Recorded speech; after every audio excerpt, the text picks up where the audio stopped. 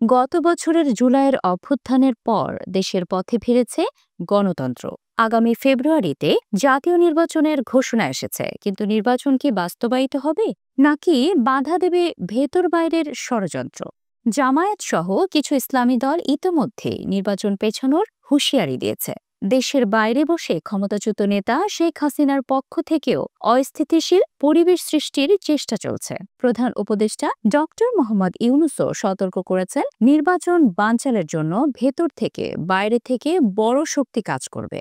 হঠাৎ আক্রমণ আসতে পারে। এই নির্বাচন চ্যালেঞ্জিং হবে। জামায়াতের নায়েবে আমির এবং যুগ্ম মহাসচিব নির্বাচনের আগে গণভোট দাবি করেছেন। ৫ দফা দাবি মানা না হলে কঠোর কর্মসূচি ঘোষণা হবে বলেও হুঁশিয়ারি দিয়েছেন। রাজনৈতিক বিশ্লেষকরা মনে করছেন, এটা আসলে নির্বাচনের মাঠে জোর দেখানোর চেষ্টা, কারণ জামায়াত এককভাবে দেশের কোনো নির্বাচনে উল্লেখযোগ্য প্রভাব ফেলতে পারেনি।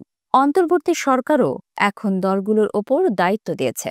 আইন উপদেষ্টা ডক্টর আসিফ নজরুল বলেছেন, গণভোট ও জুলাই সনদ বাস্তবায়নের বিষয়ে দলগুলো সমঝোতা করবে এবং সরকারকে জানাবে।